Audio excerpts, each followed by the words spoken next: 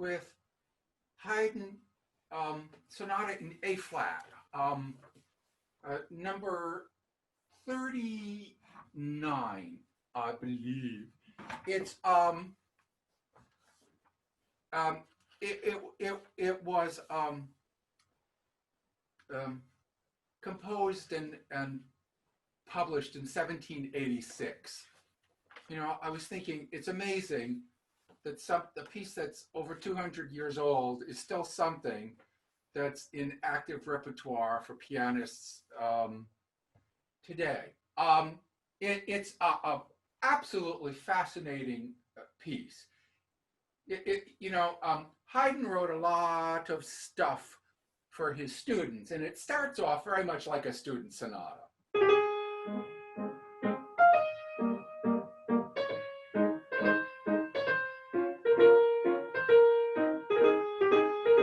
And you think, oh, it's one of those student sonatas.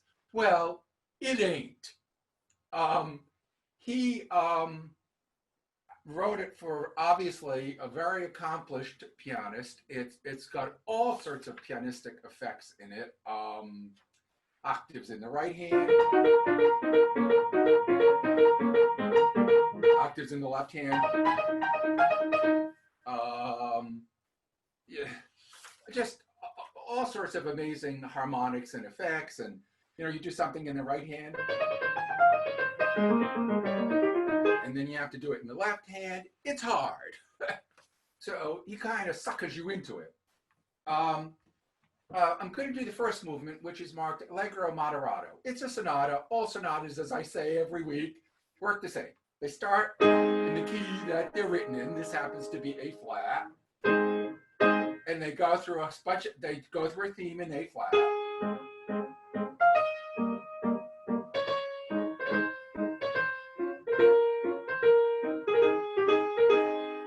Then they modulate.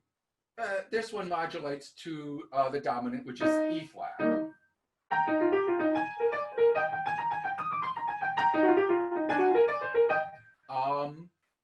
And he fools around with A flat, E flat. Then he does this middle section, which is kind of like taking all those themes and throwing them in a blender. And, you take the cover off the blender and all these themes pop out in all sorts of different directions. And Haydn was obviously interested in all of the innovations in what pianos could do around between 1780 and 1800. Pianos, the technology just improved and improved, and he does all this.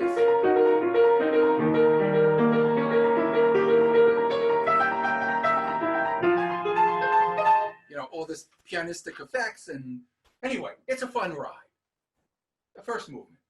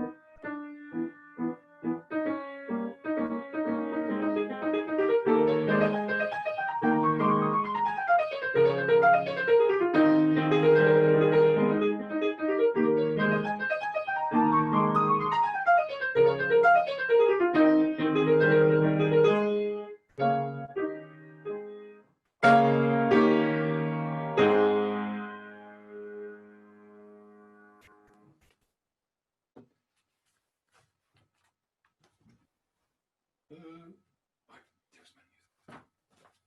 Okay. I'm going to play this piece of Albeniz, which I played before, but there are so many people that didn't hear it, and it's such a wonderful piece that I'm going to do it again. It's called, actually the title's in French because when Albeniz wrote it, he was living in Paris. It's called Serenade Espanole, or Spanish Serenade. It's a real evocative piece, I think, of southern Spain. I mean, you know, you have these sort of like guitars.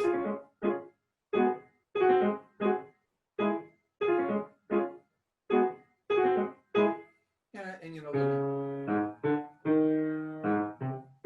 this kind of.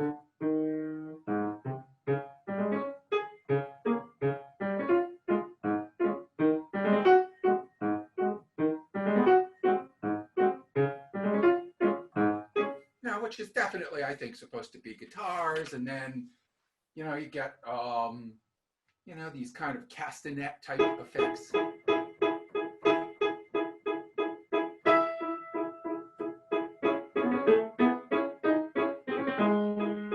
know, they're supposed to be like castanets. It's very Spanish. Spanish Serenade by Isaac Albeniz.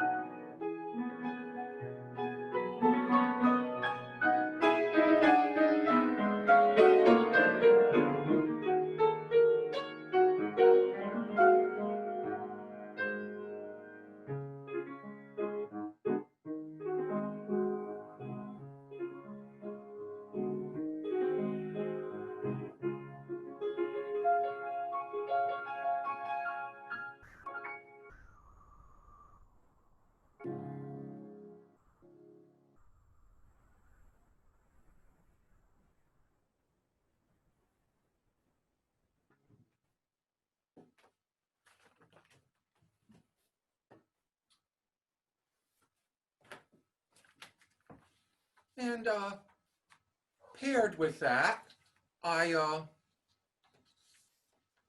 want to do this piece of Joplin.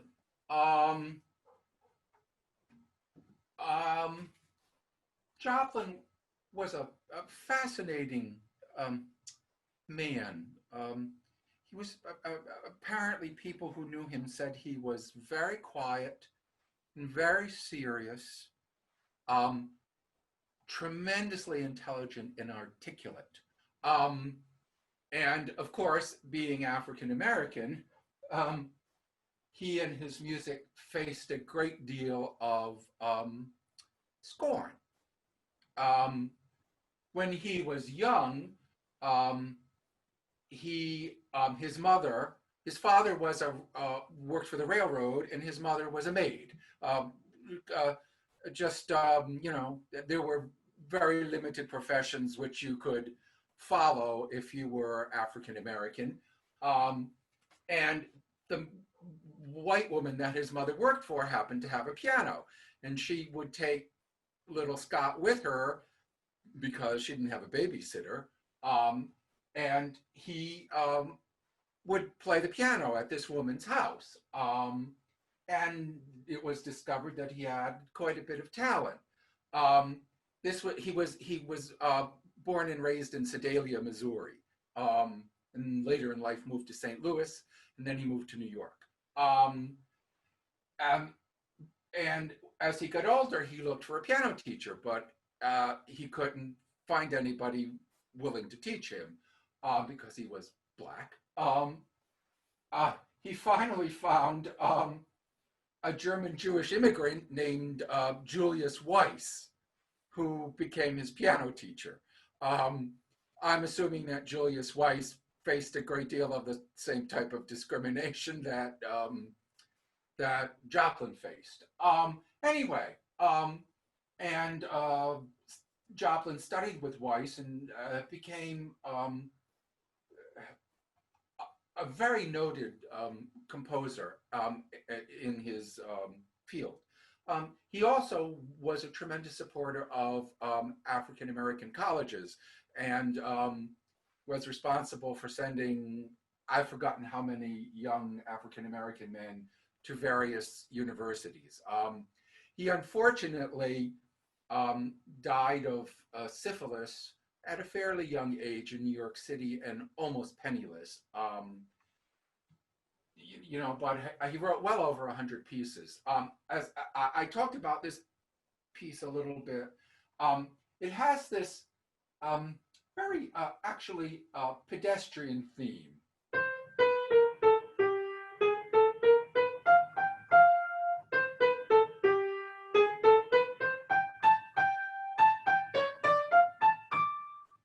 It's not much, but he adds just a little bit of harmony to it, and it all of a sudden becomes this really wonderful, almost magical theme.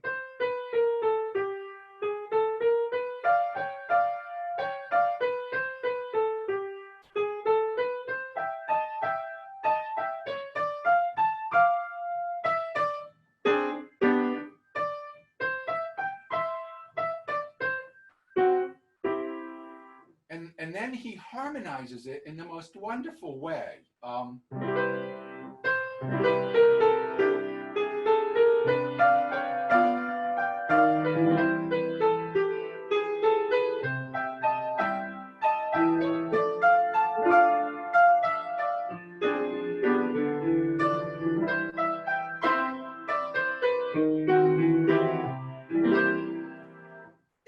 The piece is just filled with all sorts of wonderful musical turns and wonderful harmony. And the name of the piece is called Solace, a Mexican serenade, or in Spanish, Consuelo. So there's a little speculation that perhaps he was involved with a Mexican woman named Consuelo. But it's a wonderful piece. I could talk about the harmony and the counterpoint and stuff for a long time, but I won't.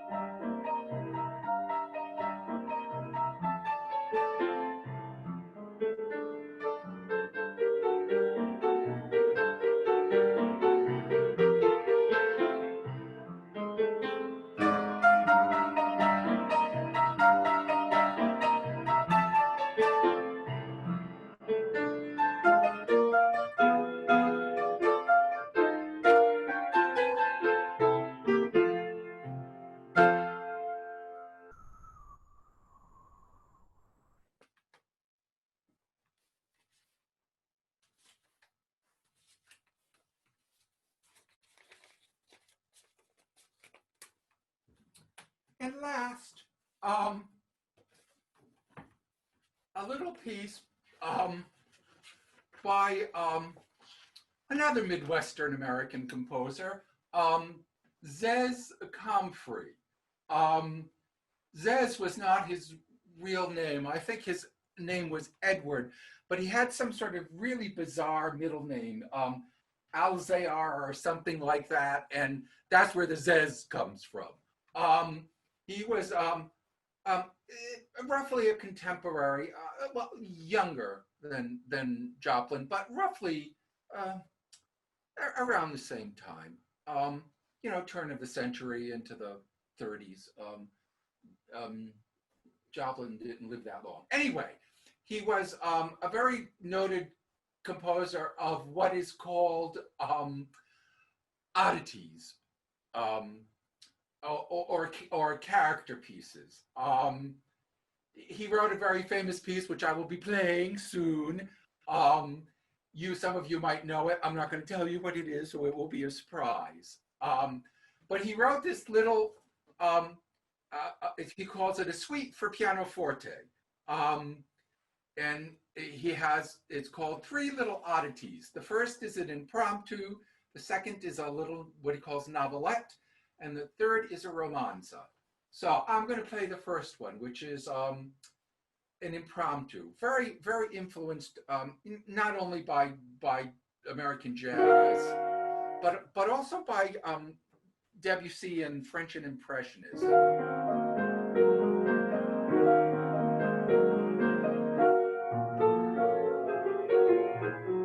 Very, very French. It's a lovely little piece. Impromptu by Zez Confrey.